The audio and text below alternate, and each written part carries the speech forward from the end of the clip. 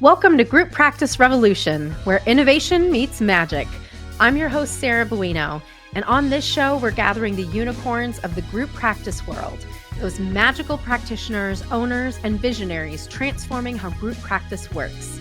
Together, we're bridging the gap between practice owners and employees to create a better future for mental health care.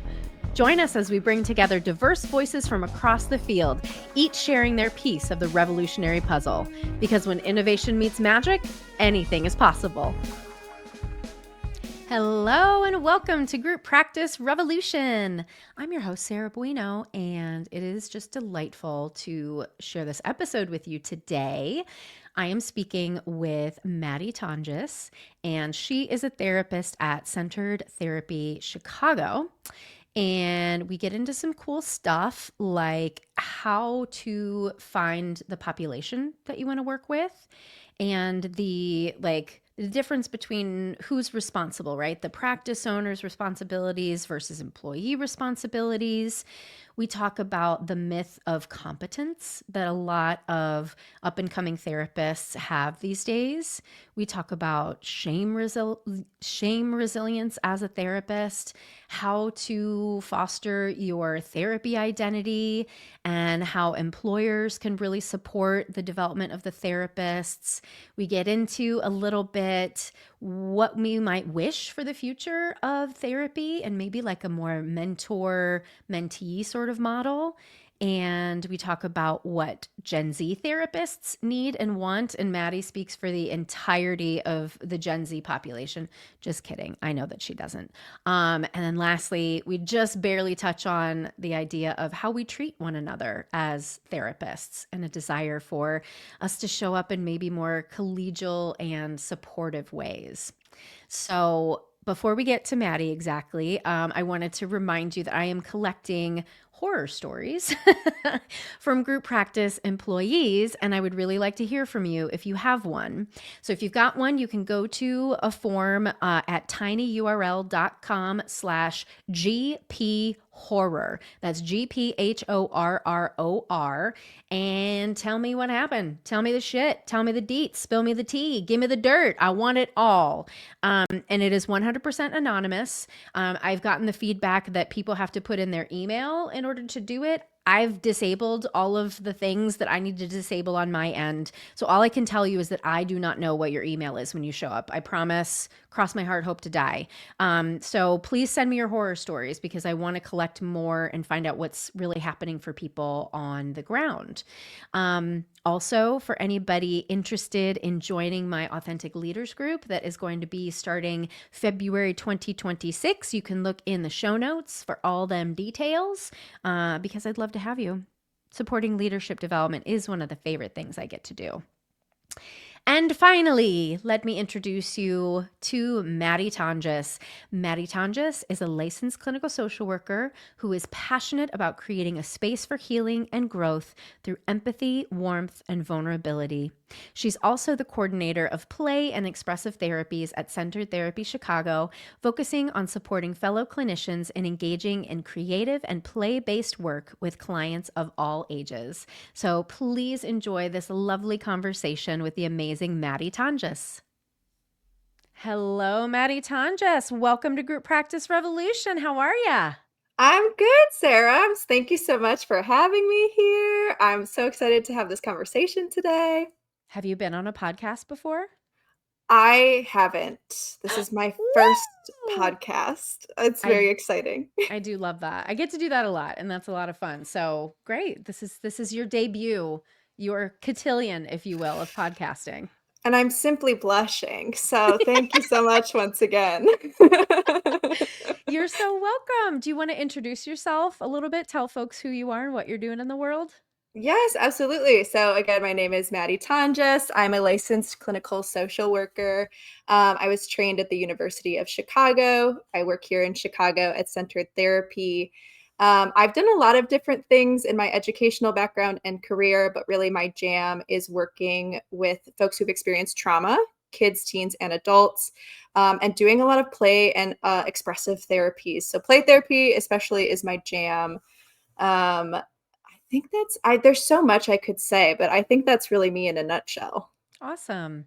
And so centered therapy, I just want to highlight for folks is Bianca Hardin's practice. And Bianca is one of my BFFs in group practice. We have a little cohort we like to call the badasses. And she and I have, God, it's probably been like almost a decade that we have Oh, been, wow.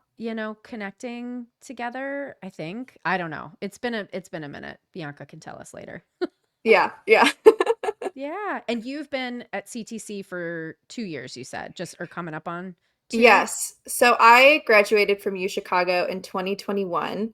I went straight into group practice at another group practice in Chicago. I was only working with adults, which is very funny because in school I was only working with kids.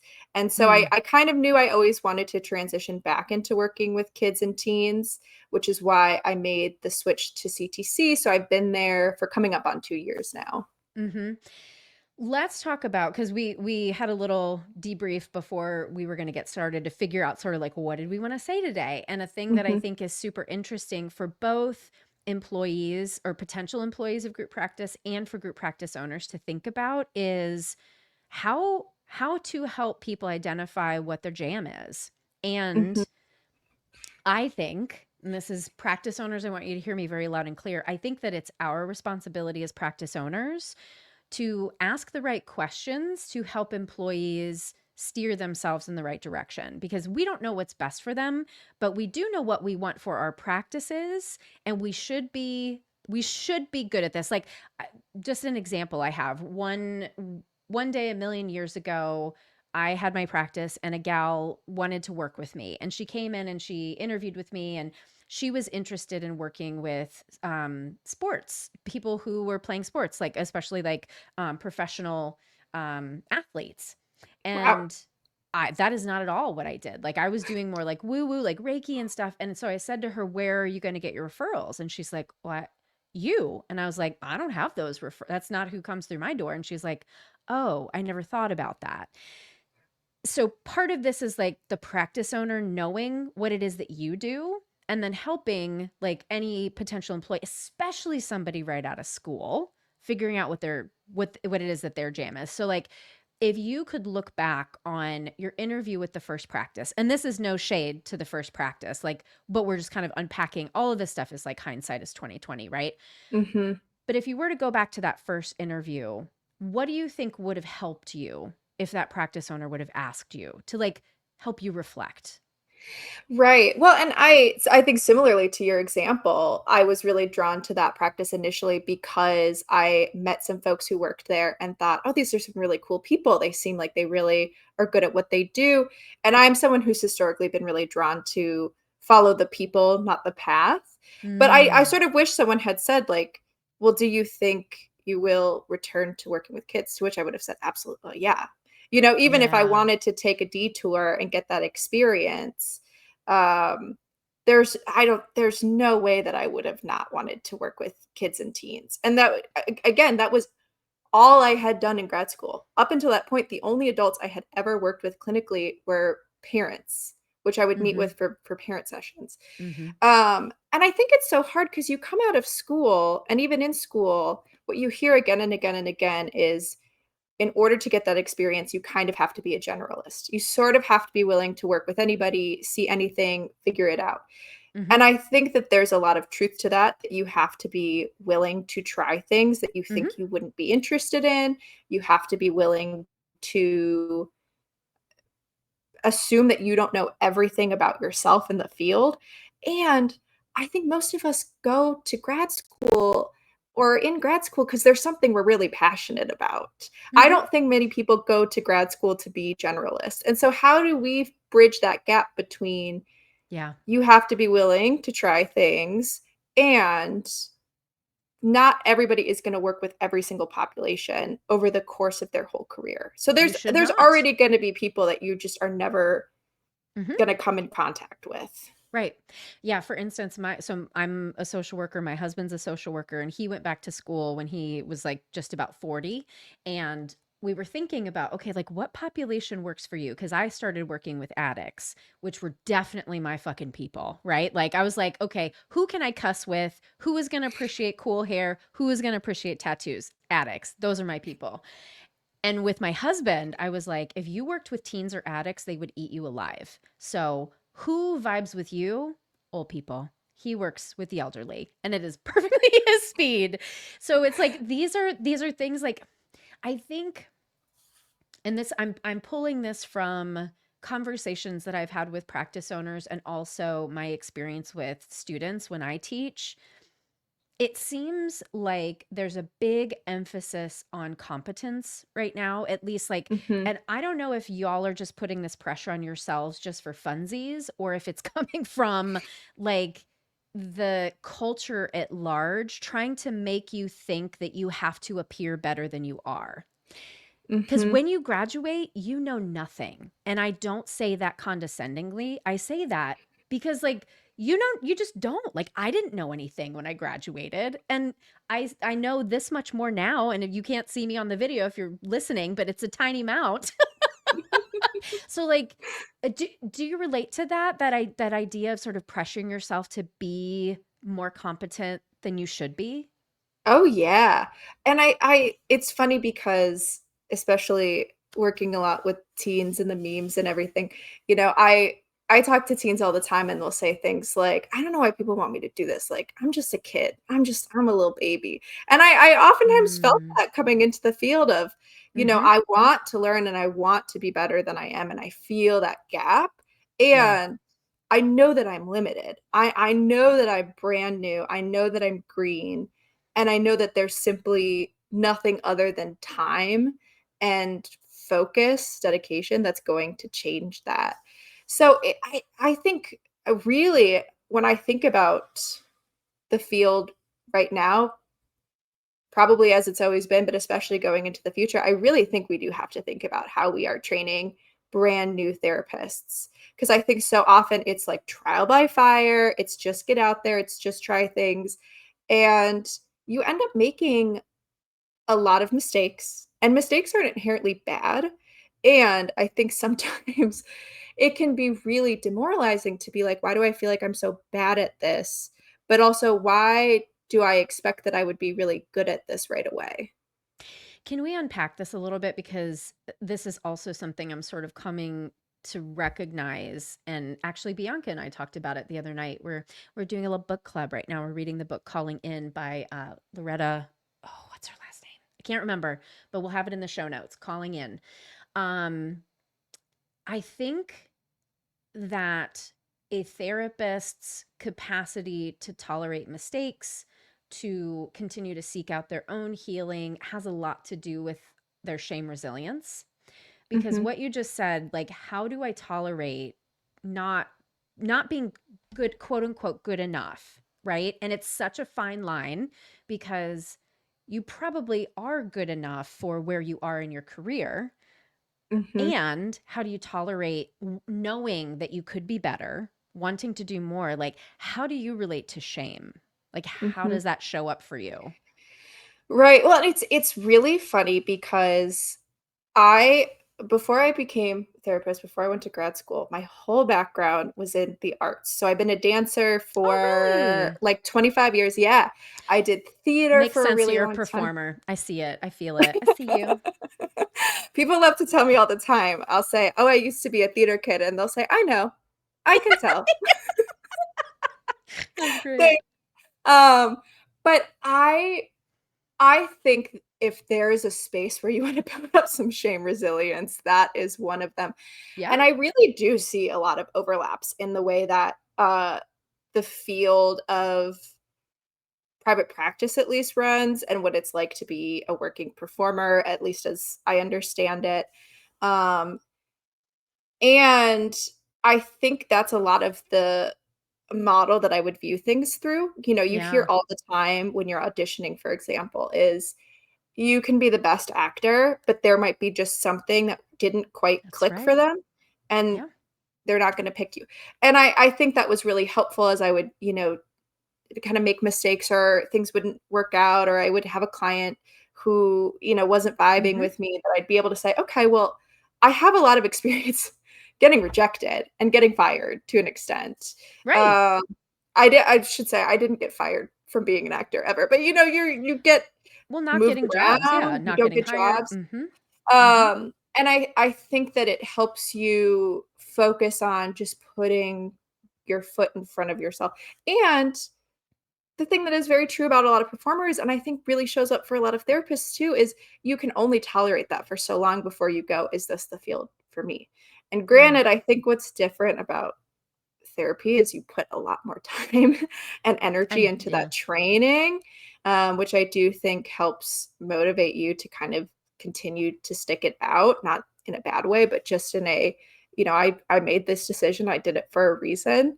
And I think that that can be really helpful, but I think that's a question I'm still wrestling with all the time is, how do you're doing something you care so much about, and sometimes you're not gonna be very good at it, and how do you Yeah. not feel really bad about that sometimes? Mhm. Well, I think that's worth unpacking because this also relates to practice owners. Like I also came from the arts. Like I had a music education undergrad and thought I was just Mhm. going to be a rock star. Like that was my plan. Yeah, I think you are a Um rock star. Thank you. Thank you. Appreciate it. Um right, I just transitioned the rock starness to another field. But being a practice owner was the hardest thing I've ever done and the most humbling thing I've ever done. I have never stuck out anything that I was not good at. Just never have. Um, and being a practice owner was the first time I did that. And I think any practice owner listening probably relates to that as well, because I don't think maybe a couple people are inherently good at this. Andy Baumgartner, who runs Rowan Tree, she's inherently good at it. No one else seems to be. So, um, yeah, how do we and I think there are some tools of shame resilience that are universal, and I think there's some things that are probably unique to the individual, but, like, for me, I'm trying to think one way I can think about it. I mean, practicing self-compassion, like the stuff that I learned about from Kristen Neff, working with self-compassion, and whenever I have strong emotions, I have to remind myself, I am not the only one who has felt this way before. Mhm. Um, I also like I usually reach out to somebody else and maybe they haven't had the exact same experience as me, but they have, like if it's like, I said something stupid, reach out to my friend, tell me a time you said something stupid. And then, I feel better like knowing that I'm not alone and the only person saying things. Like, is there anything you can think of that you have practiced when you're feeling like, oh shit, I'm really not good at this? What do you do? Mhm.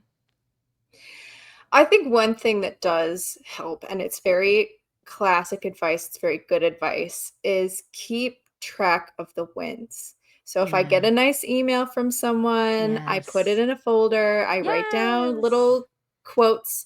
We have a brag wall in our office where we can write down good things that happened in session or during the workday, and we put it up there. So sometimes I'll even read other people's, but Yeah. really reminding yourself of, for every time I've said something stupid or something really didn't click or it would just felt like a bad session, there have been sessions where someone has been able to name, like, "You really helped me today." Yeah. And that is really meaningful. Um, it's so hard to keep perspective, and Mhm. I think that part of that is just how this job is, right? That you're in sessions and you're moving and you're trucking, and it can be really hard to sit back and kind of reflect as a whole. And so when you have those tough moments that kind of make force you to stop and reflect, why Mhm. not also reflect on the things that are going really well? Yeah. I love that. And that was also making me think too about how often I hear therapists comparing themselves to other therapists. And are Mhm. you comparing apples to oranges, right? Like, is a new therapist comparing themselves to like their therapist who's probably very seasoned and been doing this Right. for, decades and decades? That's not a fair comparison. Mhm. And like I had one of my therapists say to me once, because I was like, oh, should I be doing speaking gigs? Like, who am I? Like, why would anybody listen to me? And she said, and this I feel like is true for therapists too. She's like, somebody out there needs to hear the thing that you have to say, even if everybody has said it before, they need to hear you say it in that one specific way that you say it. and that's Mhm. going to land for people. And I really think that's true. And that's the piece that a young therapist, and I don't mean age, I just mean like chronologically in your training, Right. right? That all young therapists need to hold on to is like the more present you can be with the client, the more likely you are to say the thing that they need to hear in the way that you say it. The more you pressure yourself to try to be what you think the client needs you to be, the less present you're going to be, the more you're going to miss them and what they need. Period. Yeah. Yeah. And I think that's the thing that is A, hard to teach in a training program. It's hard to Right. teach early on in the field. And then yes, for myself, for a lot of folks, I almost wanted to say how old I was. I'm not gonna say how old I Why was when I not? Tell started being us. a therapist. Tell I us. will, I Tell will. us. Tell us. Okay, I was 24. Yeah, Going on babies. 25. So, Yeah. my brain wasn't fully developed yet. I was still Right. figuring out who I am as a human being, let alone, like, who I Right. am as a therapist, right? Right. And so, it makes it so much harder to navigate that. And I think Yes. sometimes you can come in contact with really great mentors, whether that's people you work with or other people in the field who can really help guide you and navigate you. And other times, you know, A, I hate to say it, but I think there are plenty of even very established therapists who don't really know who they are, what they do, what makes Yep. them special, and they can't teach that. Yeah. But also, sometimes even if they know that from themselves, it doesn't necessarily mean that they know you and they can help you figure out who you are. I mean, it all very parallels the therapy process, right? That there are some clients Mm-hmm. that they walk in the door and immediately it's like, I feel like I know you. And then other clients that they feel like a mystery. And so if you have that kind of relationship with another therapist who can help you figure out who you are, that's Right. great, but that can be hard to find. And not everybody knows that that's something that they need to do. And I think it really took me a while. In some ways, I think it's really now, just in the past 6 months to a year, that I've really felt like, okay, I know what my therapist identity is, what's really Yes. authentic to me, how I show up, what makes me me, what's my special secret sauce in the room. Yep. And that's only going to change. Right? Right. So Right. it's that's the harder part. You can teach anybody how to do therapy, but teaching people how to connect with themselves and other people authentically Yes. is really hard. Yes. Amen. And I think from like a small business perspective, one of the things that has changed, like we talked before, that the therapy field you were going into in 2019 is very different than the therapy field that we have now. Mhm. And it's different being an employer too than when I started back in 2014.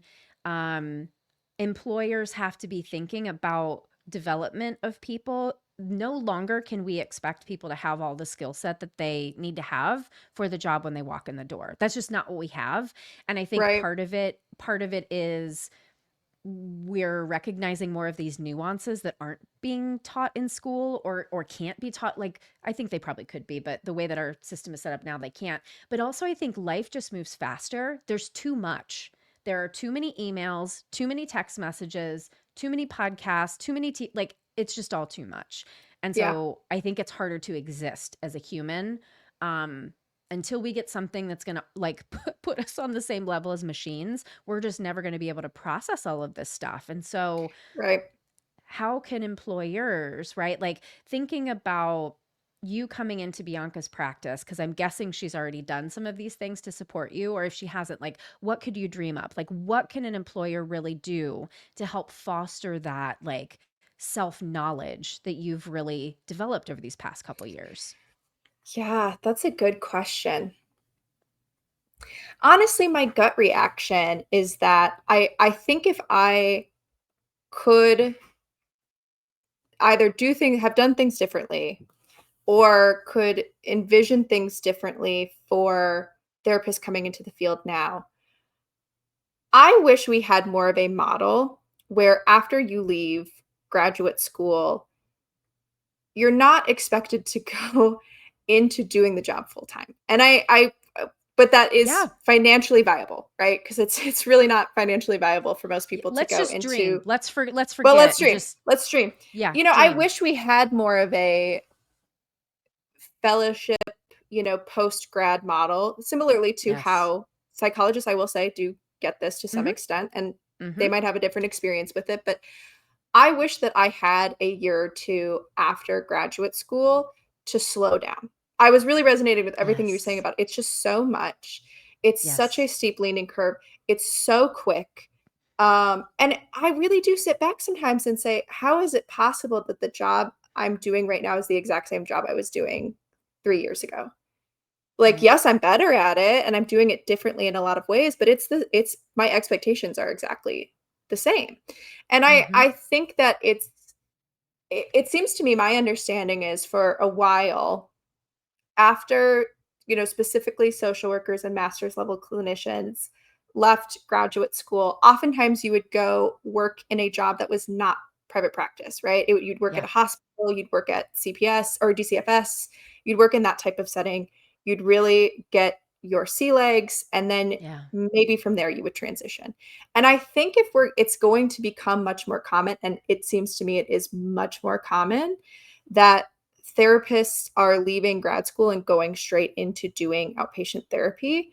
Mhm. I think we need to have a much slower building period where you're able to learn a lot more, you're able to get a lot more supervision, training.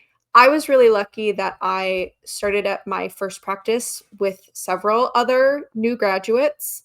That was really great to have that community. But I know people who left grad school and went off to be the only LSW at their practice. So you were only surrounded by people who had at least 2, if not 3, 4, 5, 10 years more experience than you, who couldn't necessarily relate to your experience Right. in the present. Um, and it's a lot to learn how to do this. And I think if we have more time to slow down and reflect and really think about how to do this job well, how to start off well, I think that people would have better experiences. They would get better experience in training. I wonder if burnout would reduce. I think a lot of Yeah. I remember hearing at some point in the past couple years that, um, it's around the 5-year mark out of grad school that within 5 years of grad school is when people tend to leave the field, and then once you make it to 5 years, the Mm. likelihood that you stay in the field for your, whole career for 10 plus years is much higher. And I think so Interesting. much of it is whether or not you can tolerate those first couple years of just learning how to do what like a full-blown therapist does without Mhm. any sort of like scaffolding. Yeah. I absolutely love this. I mean, I would love to bring back the idea of apprenticeships. Oh, yeah. Right. Mhm. And a couple of things that come up for me around that, like, and even still, not even thinking practically about like how do people get paid, all that sort of stuff. But, I mean, one thing I've noticed, and I'm going to be so fucking ageist here. One thing I've noticed with your generation, but I want your insights. Are you Gen Z? Yeah, I'm like Okay. elder Gen Z, I Okay. think. All right. So you can Gen Z speak me. There seems to be like people are in a hurry.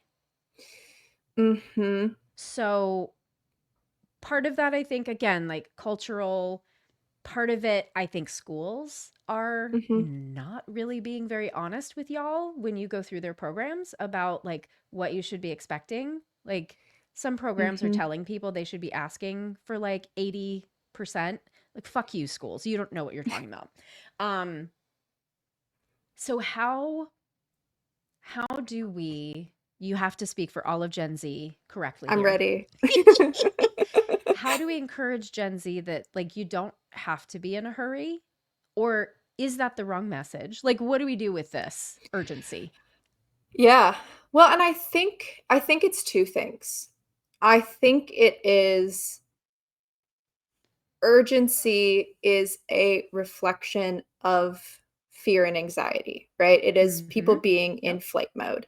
I think the Yep. reason so many young people feel such an urgency is A, the world is on fire.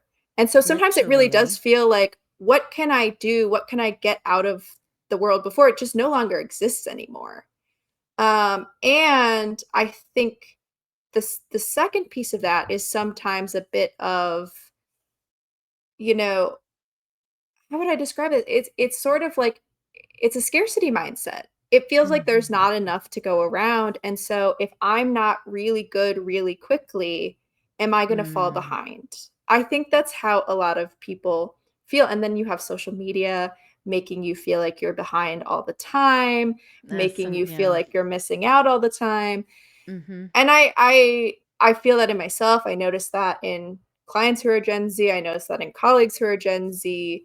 And I Mm. don't think that we want to feel that way. I think we want to feel like there's time. Yeah. And I think you have to have the kind of support that gives that to you, right? It's Yeah. hard to again, I think it's hard to have these expectations that are pretty high and can be really difficult right away, Yeah. like seeing a certain number of clients a week, uh, you know, hitting certain averages, getting all your case notes done, doing all of these things, and then also say, "Hey, slow down. You don't have to be really good right away." Well, but my expectations are exactly the same as somebody who's been doing this 10 years, so I feel Mhm. like I do have to be really good right away. And I think there's Mhm. also a little bit of that. I wanna be really good for my clients. I don't want them to feel like they are working with therapist junior, right? But I Mhm. think a lot of that goes back to, um, you know, I think if we feel that security in where we're at, it's easier to slow down and say, it's okay. I have a much easier time now. I know earlier I didn't wanna let people do the math on how old I am, but, Yeah. um, I'm I really feel glad you much did, more because it brings thank in a you. really important layer that we need to be Yeah. talking about. Oh, absolutely. I feel so much more secure now saying, "Yep, I've been in the field for 4 years. This is what I do," Mhm. than I did 2 years ago. And granted, that's 2 more years of experience that Mhm. in the realm of things is not a ton, but I think I wanted so badly out of grad school to not let anybody know that I was learning, that I was new, that I was having a hard time, specifically clients, right? I wanted them to feel really secure with me Mhm. versus now I think I can see a lot more value in just being real about where I'm at and what I can Mhm. offer. And that takes experience, but it also, I think, takes, uh, seeing it from other people too, getting a lot of Well, that support. and yeah, I was just gonna say how much of that comes from being is Bianca's not your direct supervisor, I'm guessing. You probably have an LCSW who okay.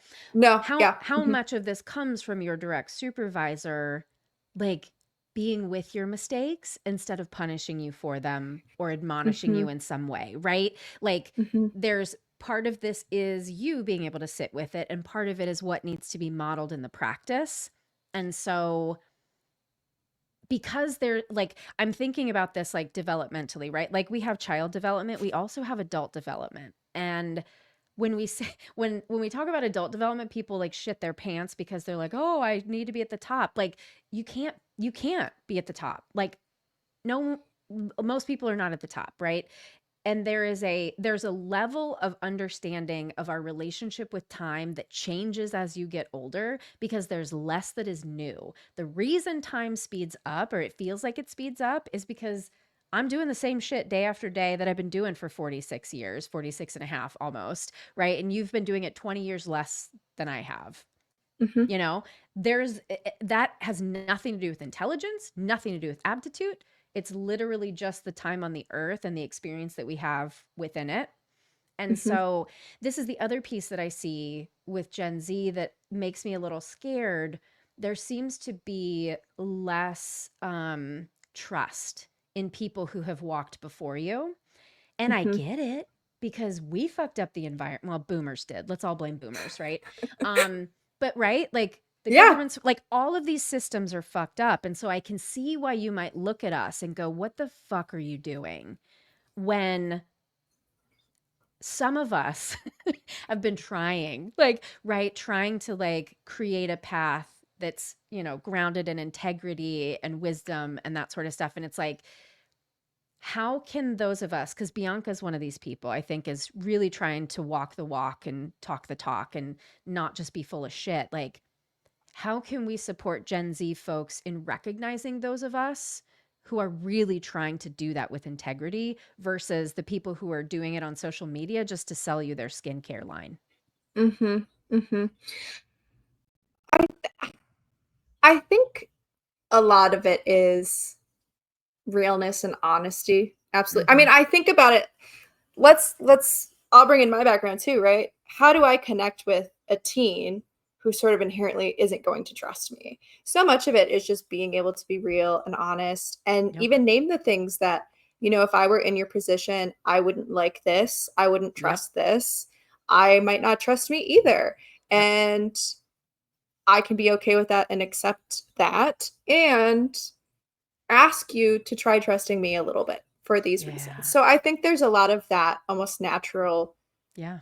rapport. And I think something I also think about that luckily I haven't experienced in the field too much, but I have a little bit and I've seen it a lot is I think there's also something to be said for I think sometimes people who have more experience can look at the ways that we want the field to be different, to adapt, and say, well, it was like this for me, so it should be like that for you. Yeah. I see that. I think, Yeah. especially in social work, there's so much of the Yes. it was hard for me, it should be hard for you. That's just the way it has to be. Yeah. And I think when someone can say, it was hard for me and I survived it, and maybe it could be better, Yeah. that to me is, I think, a really quick pathway to trust and connection. Yes. I think Yes. oftentimes the anxiety is that, Mhm. I am tough and I don't think I need to be tougher. Yeah. Um, and you get also get into this weird area where it's like we're doing mental health work. I would never say that to a client. I think there's so many Right? ways that we don't reflect on how we treat one another as therapists, how we treat one another as colleagues in the field, and the ways that it's Yes. completely incongruent with what we Yes. do for a living. I think it's Yes. such a challenge. And so I just I and I think that's to an extent a little ageless of just I think when you are in a position of power, you have all the more responsibility to reflect on that. And I think sometimes Yes. people it's exactly like what we see in life in human beings. People replicate what they saw come before them. Yeah. I see this all the time with parents, right? Is they Yes. become who their parents were, even though they didn't like how Mhm. their parents did it. Or maybe they've never Mhm. reflected on how their parents did it. And sometimes when you say, "Hey, and how did that make you feel?" And they say, "Not great." Why are Why are we you not doing saying, it? "Then let's do it a different way?" Yeah. Yes. And that's what I really want group practice revolution to be for people because what you're saying is exactly what I'm seeing on the Facebook groups appalls me because that is not the way we should be relating to each other as therapists. And that's what I'm Mhm. really calling like people who come to group practice revolution, let's level up, right? Let's all meet each other with generosity, right? And Mhm. compassion and the understanding that we're all in this to help people and Mhm. there's enough fucking shit to go around. Like there are always going to be enough clients for everyone. AI is not taking our jobs. Like we're going to be fine. So unfortunately, we need to wrap this up, but I love the way that you're thinking about all of this. I think you have so much wisdom. I Thank really, you. really hope that, I hope that employees who listen to this like can relate to you and also like, really think about the expectations that they have of their practice owner and like how can you help your practice owner help you become more of who you Mhm. are as a therapist. And I hope that practice owners can listen to this and like really hear what you're inviting around like how do you get us to trust you, Mhm. I think it's brilliant. So Thank you. where can people find you before we go? So you can find me here at Centered Therapy Chicago. You can find me here at Centered Therapy Chicago. Our website is centeredtherapychicago.com. We are on Instagram and Facebook. You can find me walking the streets of Andersonville in between sessions. Occasionally, you can find me at a dance class. Love it. But, yeah, I would really encourage people, if you're interested in anything I had to say, reach out. I always love to connect and collaborate. So thank you once again for having me here today. Thank you so much. This is fantastic. I just really appreciate your time and your wisdom. Thank you. Thanks so much for watching Group Practice Revolution. To learn more about today's guest, you can visit us at www.grouppracticerevolution.com. Thanks so much to the team at Jules Creative Marketing for video editing, to Jordy Matthews for our incredible logo on the album art, and to David Ben Porat for our theme music. Until next time, bye-bye.